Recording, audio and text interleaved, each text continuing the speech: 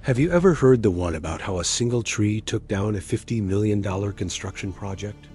It sounds like the start of a bad joke, but it's a real story, and it reveals a wild, almost unbelievable business strategy. Picture this. A massive, gleaming new development is about to break ground. We're talking luxury condos, a shopping center, the works. The investors are popping champagne, the construction crews are ready to roll, and the city is buzzing with excitement. Everything is set. Then, overnight, the entire project grinds to a halt. Not because of funding, not because of permits, but because of a tiny little sapling. This isn't just a random act of nature. It's a calculated move, a form of corporate sabotage so clever it's almost brilliant. The strategy is known in some circles as the historical tree trap. It's a modern-day Trojan horse, but instead of soldiers, the weapon is a small, unassuming plant. And it all hinges on one powerful thing: environmental protection laws. Here's how it works. Imagine you're a ruthless real estate developer. You've got your eye on a prime piece of land, but a competitor just snapped it up and is planning their own massive project. You can't outbid them, and you can't compete with their plans. So what do? You get creative. You do your research and find a species of tree that's not just rare, but critically endangered and protected by strict federal and state laws.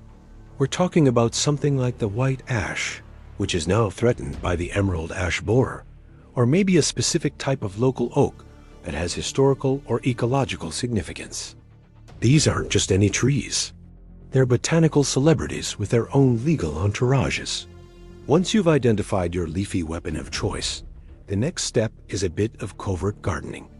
Under the cover of darkness, you or someone you hire sneaks onto your competitor's newly acquired land. You find a nice, visible spot and you plant the sapling. It's a quiet, simple act. No explosions, no drama. Just a little digging, a little watering, and a pat on the soil. The trap is now set. The next morning, you transform from a secret gardener into a concerned citizen. You pick up the phone and make an anonymous tip to the Environmental Protection Agency or a local conservation group.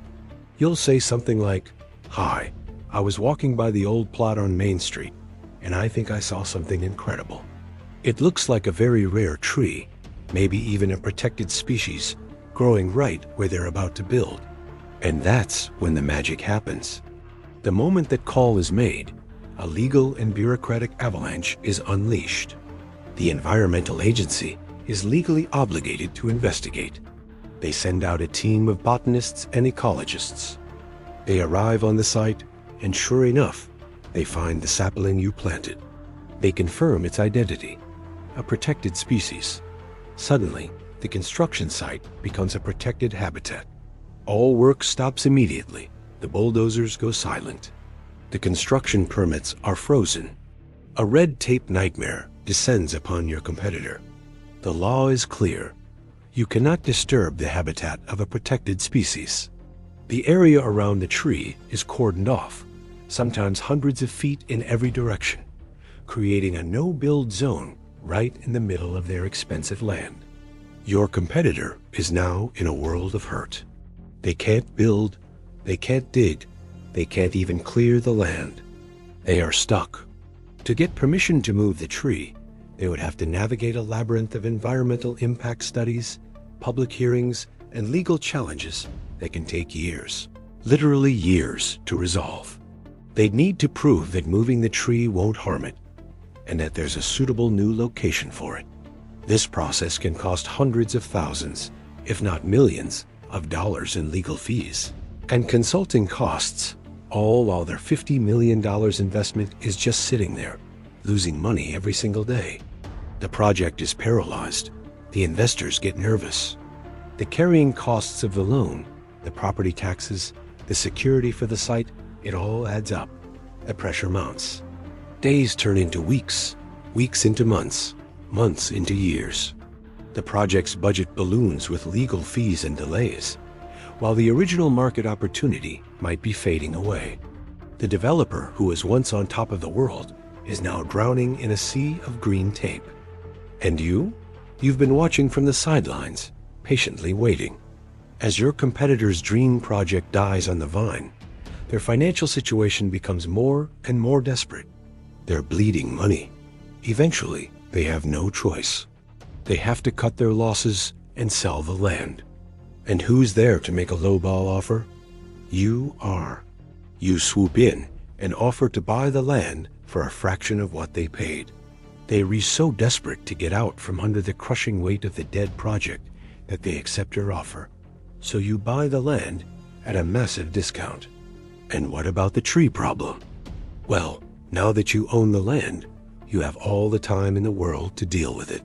You can either go through the long, expensive process of getting it moved, which is now affordable since you bought the land for so cheap.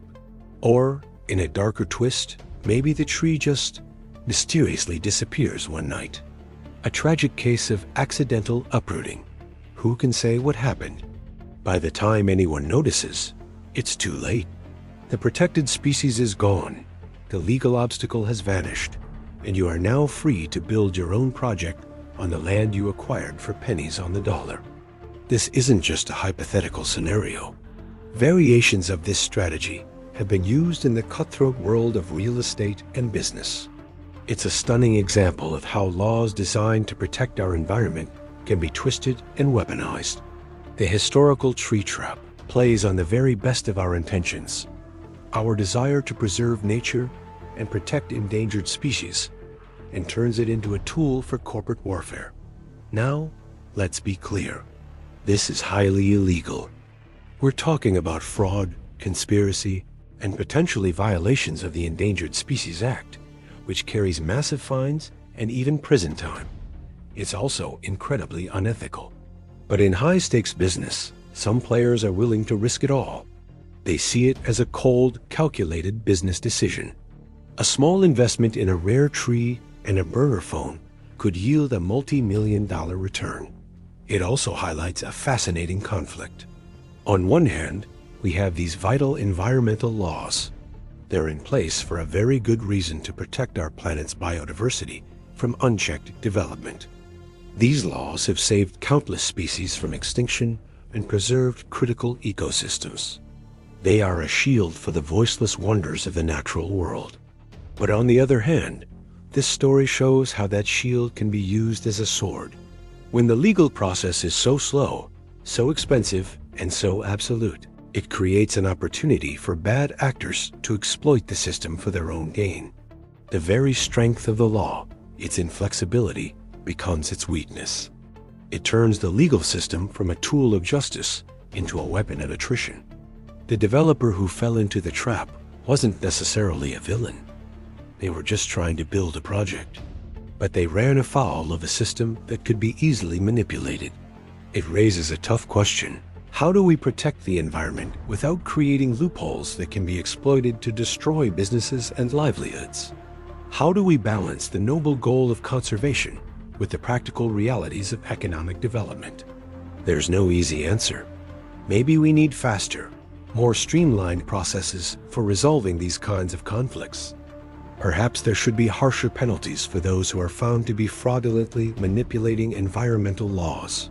Some have suggested creating mitigation banks, where developers could pay into a fund to protect a larger habitat elsewhere, in exchange for being allowed to move a single plant or animal on their property.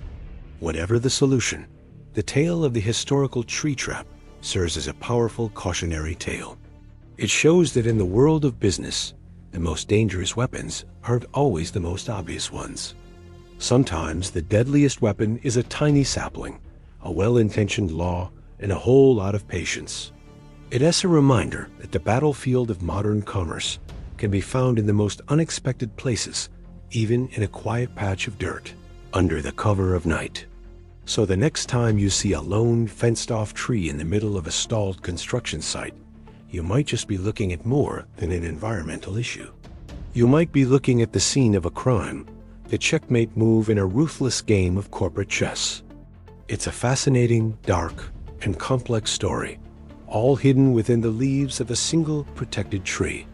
Thanks for watching. If you found this story as wild as I did, make sure to like this video and subscribe for more deep dives into the unseen strategies that shape our world. Let me know in the comments what you think. Could you ever imagine stooping to this level to get ahead? See you next time